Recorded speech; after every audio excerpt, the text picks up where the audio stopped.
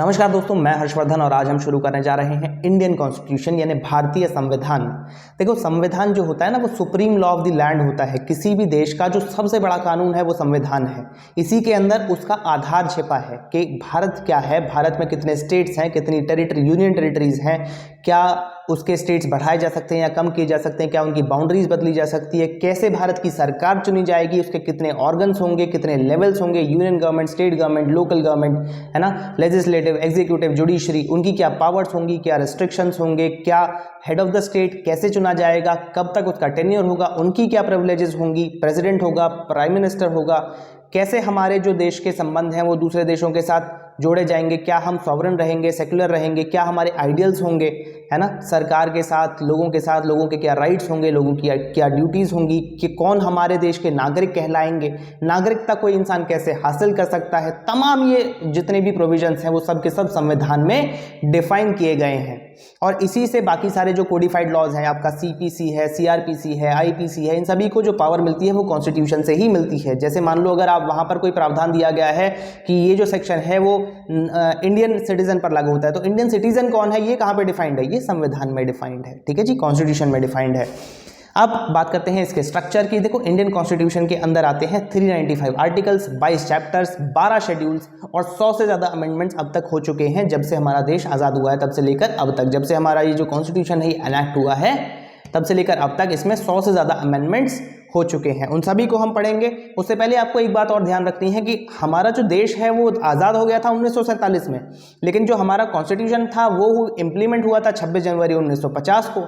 तो इस बीच में ये जो पीरियड था 47 से लेकर के 50 तक का, इसमें कौन सा, हमारे पास कोई संविधान तो नहीं था, तो कौन सा एक्ट लागू होता था जिसके आधार पर ये देश चल रहा था?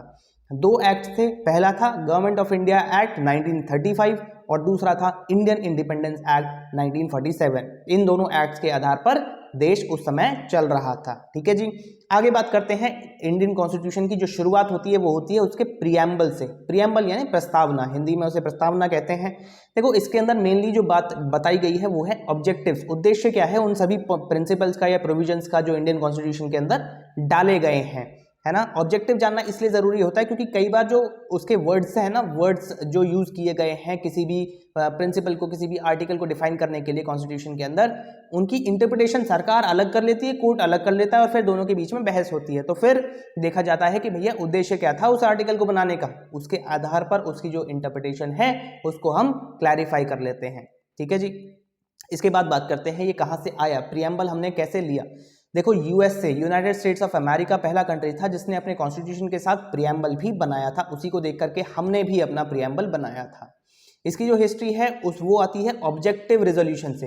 हमारे देश के जो पहले प्रधानमंत्री थे पंडित जवाहरलाल नेहरू, उन्हीं ने जब 13 दिसंबर 1946 को एक ऑब्जेक्टिव रेजोल्यूशन प्रेजेंट किया था कॉन्स्टिट्यूएंट असेंबली में, और कॉन्स्टिट्यूएंट असेंबली ने उसे यूनानिमसली कॉन्स्टिट्यूशन के प्रियम्बल के रूप में एक्सेप्ट कर लिया था बाद में। ठीक है, तो आज हम जो है आगे इस चैप्टर के अंदर प्रियम्बल के कुछ कीवर्ड्स और कुछ आइडियल्स को समझेंगे। सबसे पहला कीवर्ड है we the people of India. अब ये क्यों इस्तेमाल हुआ है? देखो, जो कॉन्स्टिट्यूशन बनाया गया है वो हमने ही बनाया है और अपने ही ऊपर लागू किया है, यानी कि भारत के लोगों ने ही उसे बनाया है और भारत के लोगों ने ही उसको अपने ऊपर लागू किया है। यानी कि इसकी जो सोर्स ऑफ अथॉरिटी है, जो सोर्स ऑफ पावर है, वो हम ही लोग हैं, है ना। हम लोग ही इसकी सोर्स ऑफ पावर है कॉन्स्टिट्यूशन की। दूसरा है सॉवरन। सॉवरन मतलब सुप्रीम या इंडिपेंडेंट, जिसके ऊपर कोई एक्सटर्नल कंट्रोल ना हो। कोई भी भारत की ताकत हमें या हमारी सरकार को डिक्टेट नहीं कर रही है कि हमें कब कौन सा डिसीजन लेना है, चाहे वो भारत के अंदर हम ले रहे हैं या भारत के किसी और देश के बीच में कोई ट्रीटी कर रहे हैं, कोई भी फॉरेन पॉलिसी हम बना रहे हैं, उस सभी को करने के लिए हम पूर्ण रूप से आज़ाद हैं। तीसरा है सोशलिस्ट। सोशलिस्ट वर्ड जो है वो 42nd अमेंडमेंट 1976 के अंदर जोड़ा गया था, जो ये कहता है कि हमारे देश के अंदर सोशल एंड इकोनॉमिक जो आपकी इनइक्वालिटीज हैं उनको हमें खत्म करना है। और सेक्युलर इसके बाद शब्द आता है, ये भी 42nd अमेंडमेंट में जोड़ा गया था। इसका मतलब है कि स्टेट का कोई भी ऑफिशियल रिलीजन नहीं होगा, है ना। हम सभी धर्मों को बराबर रूप से देखेंगे, बराबर रूप से उनकी इज्जत करेंगे और हर व्यक्ति के पास ये अधिकार होगा कि वो अपना रिलीजन चुने या फिर कोई भी रिलीजन ना चुने, है ना। वो एथीस्ट भी रह सकता है। डेमोक्रेसी की बात करते हैं। डेमोक्रेसी अगला शब्द है, वो ये कहता है कि भैया फ्री एंड फेयर इलेक्शंस होंगे जिसके थ्रू जो लोग हैं भारत के नागरिक हैं वो अपनी सरकार को चुनेंगे, और ये जो इलेक्शंस हैं वो पीरियोडिक होंगे, रेगुलर इंटरवल्स पे किए जाएंगे। ऐसा नहीं है कि आज इलेक्शन हुआ और फिर 50 साल बाद कर रहे हैं, हर 5 साल में हर रेगुलर इंटरवल पर ये इलेक्शंस किए जाएंगे और अलग अलग लेवल्स पर किए जाएंगे। ऐसा नहीं कि सिर्फ एक सरकार बना दी यूनियन में, नहीं, यूनियन गवर्नमेंट भी बनेगी, स्टेट गवर्नमेंट भी बनेगी। ठीक है जी। रिपब्लिक की बात करते हैं। देखो डेमोक्रेटिक रिपब्लिक की बात ये होती है कि जो हमारा हेड ऑफ द स्टेट है ना, वो लोगों द्वारा चुना जाएगा, यानी कि इलेक्शन के द्वारा चुना जाएगा। इलेक्शन डायरेक्ट भी हो सकता है, इनडायरेक्ट भी हो सकता है, लेकिन इलेक्शन होगा, पहली बात।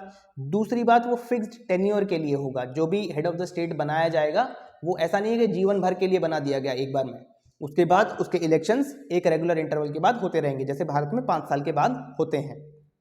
इसके बाद इसके कुछ आइडियल्स हैं, जैसे जस्टिस, यहाँ पे बात की गई है social, political and economic justice. Social यानी सोशल इकोनॉमिक, सोशल इक्वालिटीज़ को हमें प्रमोट करना है, पॉलिटिकल यानी पॉलिटिकल स्फीयर में हमें डिस्टिंक्शंस को खत्म करना है, और इकोनॉमिक जस्टिस यानी कि इकोनॉमिक इक्वालिटी लोगों को देनी है। अगर कोई आदमी सेम काम कर रहा है, दूसरा व्यक्ति भी उसी काम को कर रहा है, तो दोनों को बराबर पैसे मिलेंगे। ऐसा नहीं कि एक क्योंकि आदमी है तो उसको ज़्यादा मिलेंगे, औरत है तो कम मिलेंगे, ऐसा कुछ नहीं होगा। Equal ways for equal work दिया जाएगा। अगला प्रोविजन है लिबर्टी। लिबर्टी मतलब कि एब्सेंस ऑफ रेस्ट्रिक्शंस, हमारे प्रियम्बल में दी गई है liberty of thought, expression, belief, faith and worship. तो इन सभी चीज़ों के लिए थॉट यानी सोचना, एक्सप्रेशन यानी खुद को एक्सप्रेस करना, बिलीफ या फेथ यानी कि किसी भी चीज़ में विश्वास रखना, वर्शिप यानी किसी भी भगवान की पूजा करना।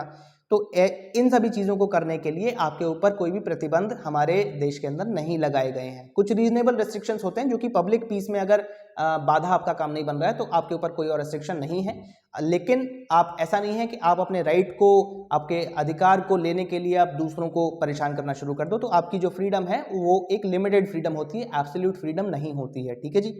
आगे बात की गई है equality of status and opportunity, यानी कि लोगों को अधिकार बराबर मिलेगा किसी भी अपॉर्चुनिटी के लिए, किसी भी स्टेटस को पाने के लिए। उसके बाद उनका पोटेंशियल, हार्डवर्क या टैलेंट जो भी है उस पर आधारित होगी उनकी सक्सेस या फेलियर, लेकिन जो अधिकार है वो सभी को, अपॉर्चुनिटी सभी को मिलेगी आगे बढ़ने की। ठीक है जी।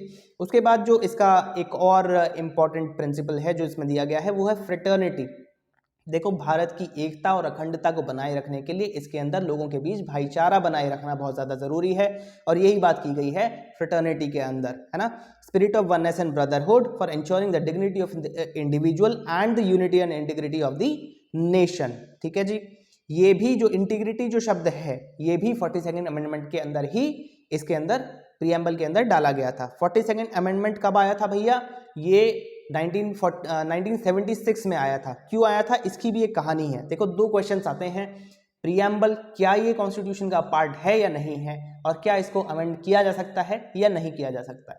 सबसे पहला जो केस था वो था बेरूबरी केस ऑफ 1960, जिसके अंदर बात की गई थी, जजेस ने कहा था, सुप्रीम कोर्ट ने कहा था कि जो ये प्रियम्बल है ये कॉन्स्टिट्यूशन का पार्ट नहीं है, और इसीलिए आर्टिकल 368 जो कि अमेंडिंग पावर है पार्लियामेंट के पास, गवर्नमेंट के पास, वो इसको अमेंड नहीं कर सकती है।